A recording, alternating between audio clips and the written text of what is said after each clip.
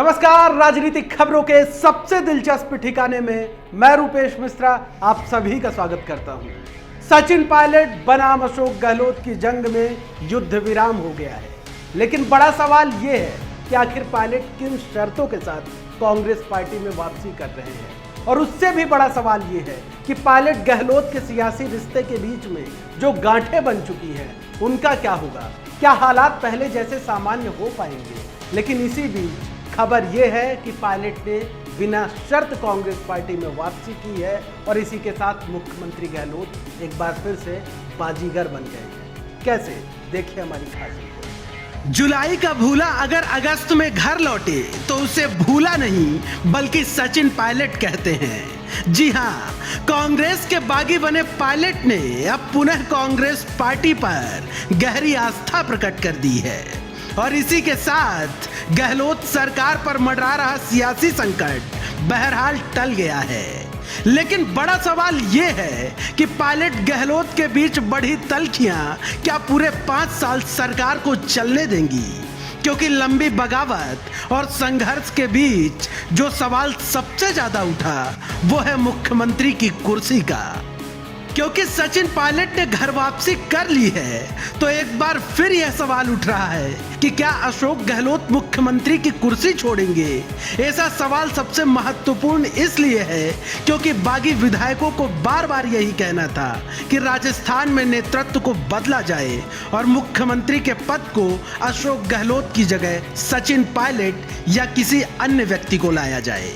लेकिन बहरहाल ऐसी संभावना दूर दूर तक नजर नहीं आती। खबर में आगे बढ़े उससे पहले सुनिए सचिन पायलट का वो बयान जो उन्होंने आला कमान के समक्ष देर रात दिया, क्योंकि लंबे अरसे से पायलट मीडिया से मुखातिब ही नहीं हुए थे। मुझे लगता है कि समस्या का समाधान होगा, क्योंकि जो सरकार ने और पार्टी ने वादे किए निभाने बहुत जरूरी है।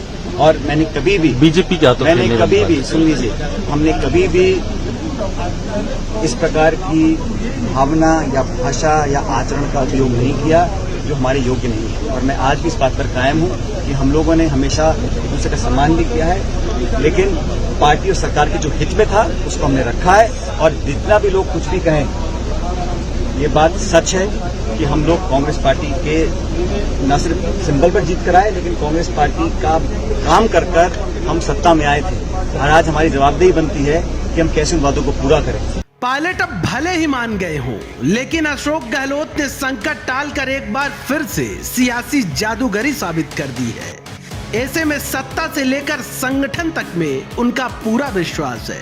लगभग सभी विधायक चाहते हैं कि अशोक गहलोत के नेतृत्व में राजस्थान की सरकार पूरे 5 साल काम करे।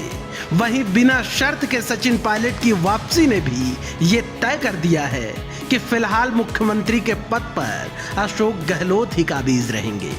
Bureau report, the fact India. तो देखिए आपने हमारी खास रिपोर्ट की कैसे मुख्यमंत्री की कुर्सी को लेके जो रार चल रही थी, जो पायलट का बागी कुनबा था उसे मुख्यमंत्री की कुर्सी से कम कुछ भी मंजूर नहीं था। लेकिन हालात ऐसे बने कि अब कुर्सी की बात नहीं है बल्कि वापसी की बात हो रही है कि पायलट को अब क्या पीसीसी चीफ का वो ओहदा मिलेगा, क्या पायलट फिर से डिप्टी सीएम बनेंगे। तमाम सवाल बरकरार है, लेकिन इंतजार करना होगा आज शाम तक। माना जा रहा है कि तस्वीर आज शाम तक बेहद साफ हो जाएगी। नमस्कार।